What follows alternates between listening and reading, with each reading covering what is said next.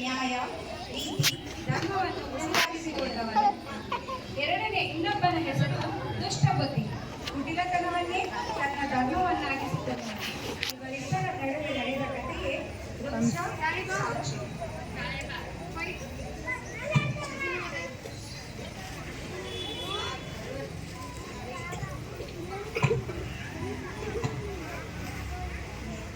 ಸರಿ ಇದೆ, ನನ್ನಿಂದ ಎಲ್ಲಿಯೂ ಮೋಸವಾಗಿಲ್ಲ.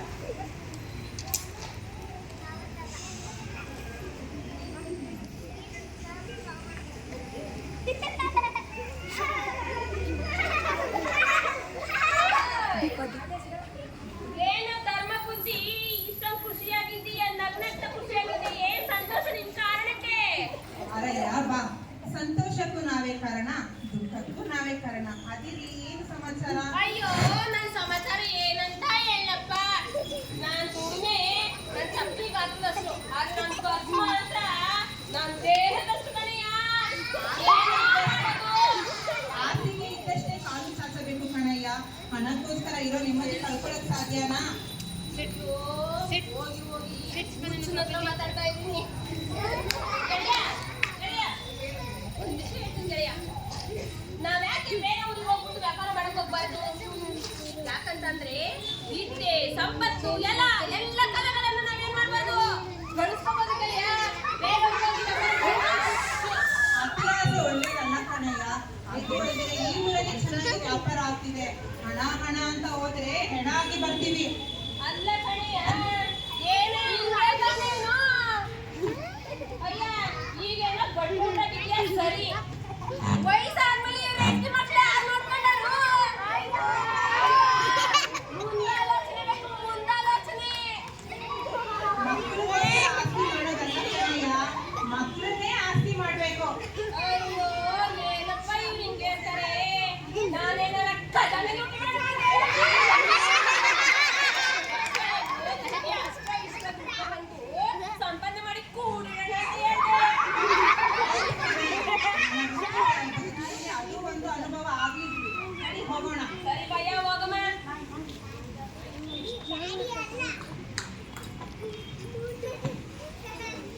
ಹೀಗೆ ಮಿತ್ರರಿಬ್ಬರು ವ್ಯಾಪಾರ ಮಾಡಲೆಂದು ಪರ ಊರಿಗೆ ಹೋದರು. ಕೆಲವು ದಿನಗಳ ನಂತರ ಇಬ್ಬರು ವ್ಯಾಪಾರ ಮಾಡಿಕೊಂಡು ತಾವು ಗಳಿಸಿದ ಹಣವನ್ನು ತೆಗೆದುಕೊಂಡು ಬಂದಾಗ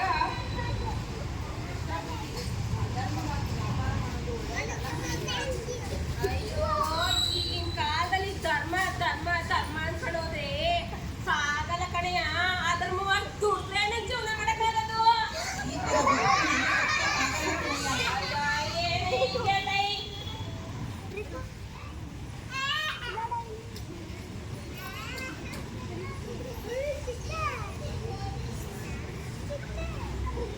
ಧರ್ಮಪತಿ, ಧರ್ಮಪತಿ ಇಲ್ಲಿ ಬಾ ಇಲ್ಲಿ. ಏನು ದುಷ್ಟಬುದ್ಧಿ? ಧರ್ಮಪತಿ, ನಾನೊಂದು ವಿಷಯ ಹೇಳ್ತೀನಿ, ತಪ್ಪು ತಿಳ್ಕೊಬೇಡ. ಇಲ್ಲ ಹೇಳಯ್ಯ. ನಮ್ಮ ಹತ್ರ ಇಷ್ಟೊಂದು ಹಣ ಇದೆ ಅಂತಂದ್ರೆ ಚೀಲ ತುಂಬ ಹಣ ಇದೆ. ಇಷ್ಟೊಂದು ಹಣ ಇದೆ ಅಂತಂದ್ರೆ ಎಲ್ಲರಿಗೂ ಕೊಡ್ಬೇಕಾಗುತ್ತೆ ಗೆಳೆಯ.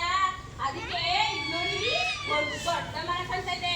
ಆ ದೊಡ್ಡ ಮರದಲ್ಲಿ ಹಚ್ಚಿಟ್ಬಿಟ್ಟು ನಮ್ಗೆ ಎಷ್ಟು ಬೇಕು ಖರ್ಚಿಗೆ ಅಷ್ಟನ್ನ ತಗೊಂಡೋಗೋಣ. ಅಲ್ಲ ಕಣಯ್ಯ, ನಾವ್ ಇನ್ನೊಬ್ಬರ ಸಹಾಯಕ ಆದ್ರೆ ತಾನೆ ಅವರು ನಾಳೆ ನಮ್ ಸಹಾಯಕ ಆಗೋದು. ಅಯ್ಯೋ ಬೇರೆಯವ್ರು ಸಹಾಯ ಮಾಡಕ್ ಹೋದ್ರೆ ನಮ್ಮ ಆಸ್ತಿ ಪಾಸ್ತಿ ಎಲ್ಲ ಮಾಡ್ಕೊಂಡು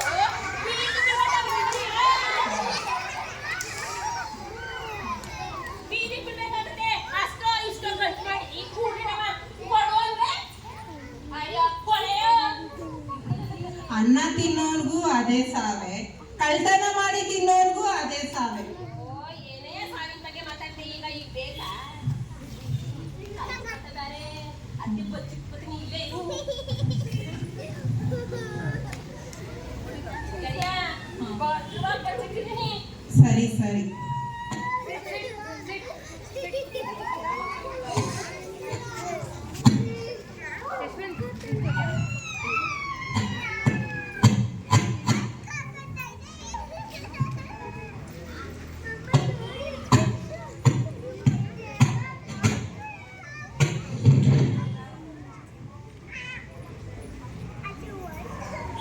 ಅಂದು ರಾತ್ರಿ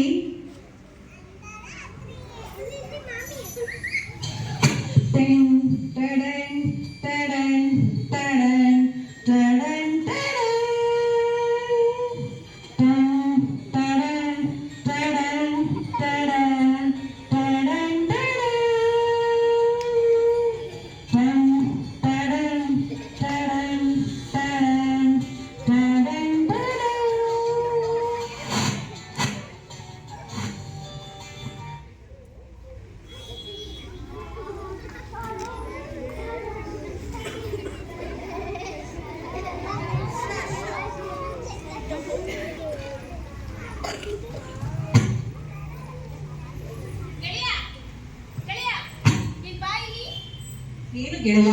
ನಾನು ಒಂದು ವಿಷಯ ಹೇಳ್ತೀನಿ. ಹೇಳಯ್ಯ. ಬೇಡ. ಇಲ್ಲ ಹೇಳಯ್ಯ. ನನ್ನ ಹತ್ರ ಇದ್ದ ಹಣವೆಲ್ಲ ಖರ್ಚಾಗೋಗಿದೆ ಗೆಳೆಯ. ನನ್ನ ಈಗ ಮನೆಯ ಖರ್ಚಿಗೆ ಅಂತ ಒಂದು ರೂಪಾಯೂ ಇಲ್ಲ ನನ್ನ ಹತ್ತಿರ. ಏನು ಮಾಡಲಿ ನಾನು? ಮಿತ್ರ, ಕಷ್ಟ ಕಾಲದಲ್ಲೇನೆ ಹಣ ಅಗತ್ಯ ಇರೋದು. ನಡಿ, ಈಗ ನಿನ್ನ ಕಷ್ಟ ಇದೆ ಅಲ್ಲ, ಹಣ ತೆಗೆದುಕೋ. ಸರಿ ಬಾ ಗೆಳೆಯ.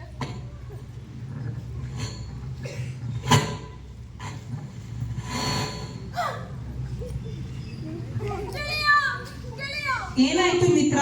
ಗೆಳೆಯ, ನಾ ಬಚ್ಚಿಟ್ಟಿದ್ದ ಹಣ ಎಲ್ಲೂ ಕಾಣಿಸ್ತಿಲ್ಲ ಗೆಳೆಯ. ಗೆಳೆಯ, ಅಯ್ಯೋ ದೇವರೇ, ನಾನೇನಪ್ಪ ಮಾಡಲಿ? ನಾನು ಸಂಪಾದನೆ ಮಾಡಿದಂತಹ ಹಣ ಎಲ್ಲ ಕಾಣಿಸ್ತಿಲ್ಲ. ಅಯ್ಯೋ ದೇವರೇ, ಕಷ್ಟಪಟ್ಟು ದುಡಿದ ಹಣ ಎಲ್ಲವನ್ನು ದೋಚಿರುವರು ಯಾರು?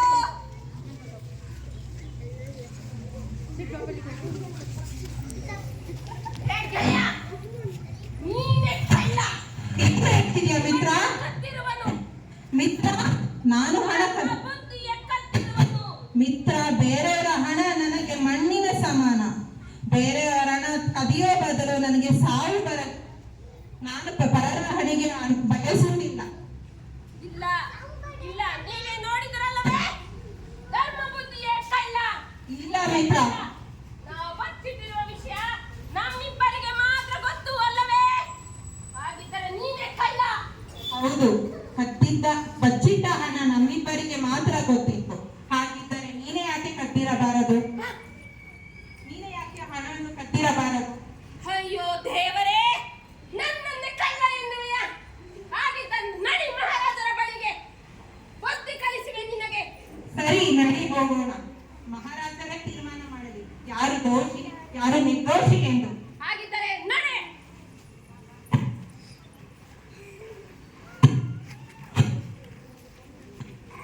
ಮಹಾರಾಜ, ಹೀಗೆ ದುಷ್ಟಪತಿ ಈ ವಿಷಯವನ್ನು ಮಹಾರಾಜರ ಬಳಿಗೆ ತೆಗೆದುಕೊಂಡು ಹೋಗುತ್ತಾನೆ ಮತ್ತು ತನ್ನ ಮಾತಿಗೆ ವೃಕ್ಷ ದೇವತೆಯೇ ಸಾಕ್ಷಿ ನುಡಿಯುವುದಾಗಿ ಹೇಳುತ್ತಾನೆ. ಮಹಾರಾಜ ಅವನ ಮಾತನ್ನು ಒಪ್ಪಿ ವಿವಾದದ ತೀರ್ಮಾನವನ್ನು ಆ ವೃಕ್ಷದ ಮುಂದೆಯೇ ಬಗೆಹರಿಸುವುದಾಗಿ ಹೇಳಿ ವಿವಾದವನ್ನು ಮಾರನೆಯ ದಿನಕ್ಕೆ ಮುಂದೂಡುತ್ತಾರೆ. ಅಬ್ಬಬ್ಬಬ್ಬ, ನಾನು ಬಚಾವಾದೆ, ನಾನು ಬಚಾವಾದೆ. ಅಪ್ಪ, ಇಲ್ಲಿ ಬಾಯಿ.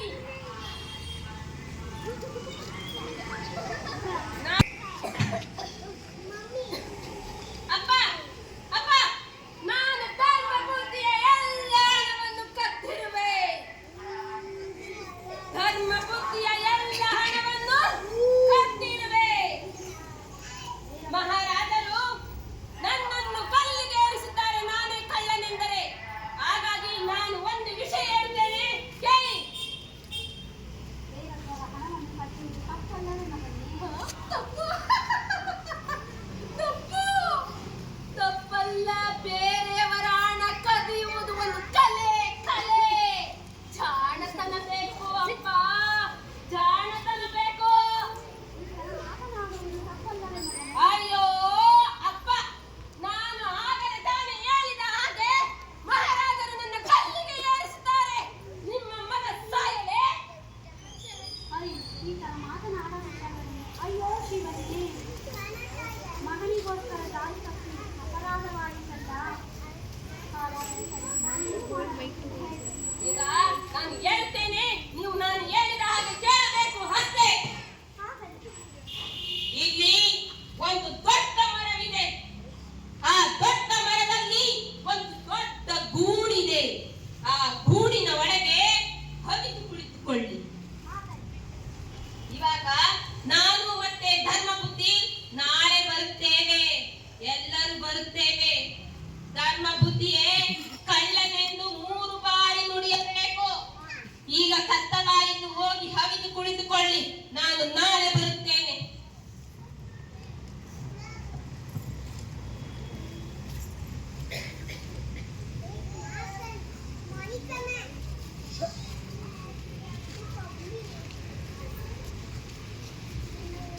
ಮಹಾರಾಜ, ಮಹಾರಾಜ, ಮಹಾರಾಜರೇ, ಮಹಾರಾಜರೇ, ನಾನೆಂತ ಪಾಪದ ಮನುಷ್ಯ. ನನಗಾಗಿ ವೃಕ್ಷ ದೇವತೆ ಸಾಕ್ಷಿ ನುಡಿಯುತ್ತಿದೆ. ನಮ್ಮಿಬ್ಬರಲ್ಲಿ ಯಾರು ಕಳ್ಳರೆಂದು.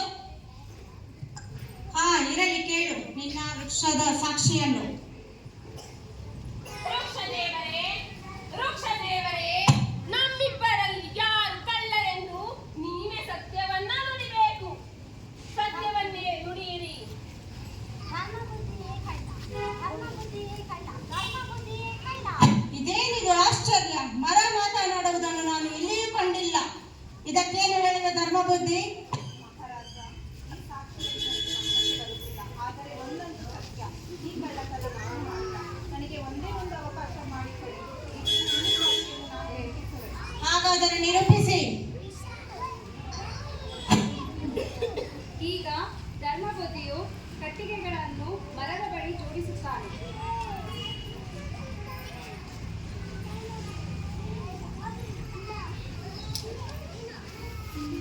ಬೆಂಕಿಯ ಕೊಳ್ಳಿಯನ್ನು ತೆಗೆದು ಮರದ ಬುಡಕ್ಕೆ ಹಚ್ಚುತ್ತಾನೆ. ಮರವು ಧಗಧಗ ಎಂದು ಉರಿಯಲು ಪ್ರಾರಂಭಿಸುತ್ತದೆ. ನಂತರ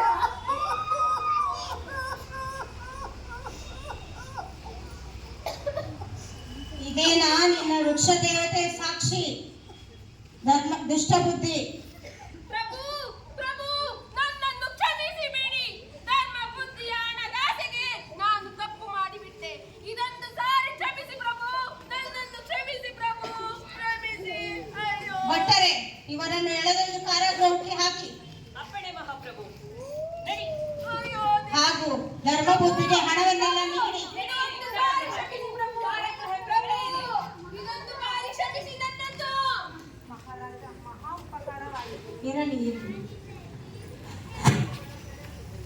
ನೋಡಿದಿರ ಮಕ್ಕಳೇ, ಈ ಕಥೆಯ ನೀತಿ ಏನು?